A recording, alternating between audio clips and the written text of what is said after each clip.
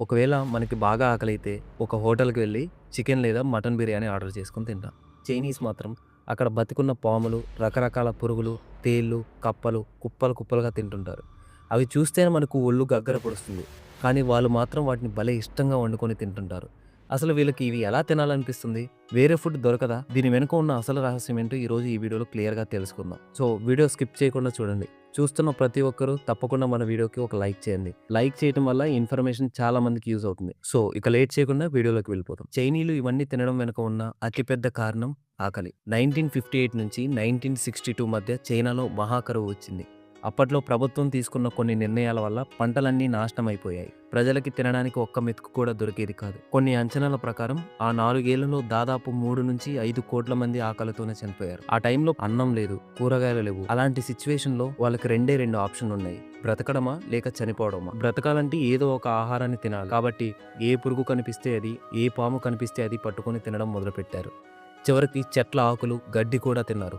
అలా చనిపోకుండా ఉండడం కోసం అలవాటైన ఆహారమే తరతరాలుగా వాళ్ళ జీవితాల్లో భాగమైపోయింది. మరో ఇంట్రెస్టింగ్ రీజన్ ఏంటంటే వాళ్ళ మెడిసిన్. చైనీయుల నమ్మకం ప్రకారం మనం తినే ఆహారమే మనకు మందు. ఉదాహరణకి వాళ్ళు పాము రక్తం తాగితే కంటి చూపు పెరుగుతుందని, ఒంట్లో వేడి తగ్గి పవర్ పెరుగుతుందని నమ్ముతారు. తేళ్లు, గొంగళి పురుగులు తింటే ఇమ్యూనిటీ పెరుగుతుందని వారి పాత గ్రంథాల్లో రాసి ఉంది. మనకు అవి వింతగా అనిపించవచ్చు, కానీ వాళ్ళు మాత్రం దాన్ని ఒక హెల్దీ డైట్ లా చూస్తారు. అందుకే అక్కడ చాలా మంది ముసలి వాళ్ళు కూడా ఇప్పటికీ చాలా యాక్టివ్ గా ఉంటారు. ఇప్పుడు ఇంకో యాంగిల్ చూద్దాం. చైనా జనాభా దాదాపు 140 కోట్లు. ఇంతమందికి సరిపడా చికెన్, మటన్ ఉత్పత్తి చేయడం చాలా ఖర్చుతో కూడుకున్న పని.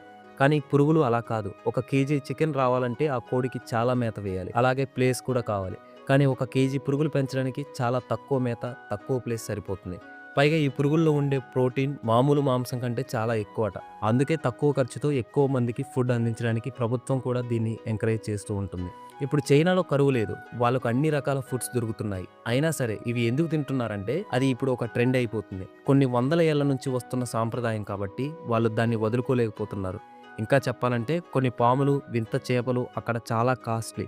పెద్ద పెద్ద 5 స్టార్ హోటల్లో వీటిని స్పెషల్ డిషెస్‌గా పెడతారు. అంటే ఒకప్పుడు ఆకలి తీర్చుకోవడానికి తిన్నవి ఇప్పుడు ఒక లగ్జరీ ఫుడ్ అయిపోతున్నాయన్నమాట. సో ఫ్రెండ్స్, ఇదే చైనీయుల వింత ఆహారపు అలవాట్ల వెనుక ఉన్న అసలు మ్యాటర్. ఒకప్పుడు ప్రాణాలు కాపాడుకోవడానికి మొదలైన ప్రయాణం ఈ రోజు ఒక ప్రత్యేకమైన ఫుడ్ కల్చర్‌గా మారిపోయింది. మరి ఈ విషయాల గురించి మీరేమనుకుంటున్నారు? సో మీకు అలాంటి సిట్యుయేషన్ ఎదురైతే మీరేం చేస్తారు? కింద కామెంట్స్‌లో చెప్పండి. ఈ వీడియో నచ్చితే లైక్ చేయండి, షేర్ చేయండి. మరిన్ని ఇంట్రెస్టింగ్ వీడియోల కోసం మన ఛానల్‌ని సబ్స్క్రైబ్ చేసుకోండి. Thank you for watching.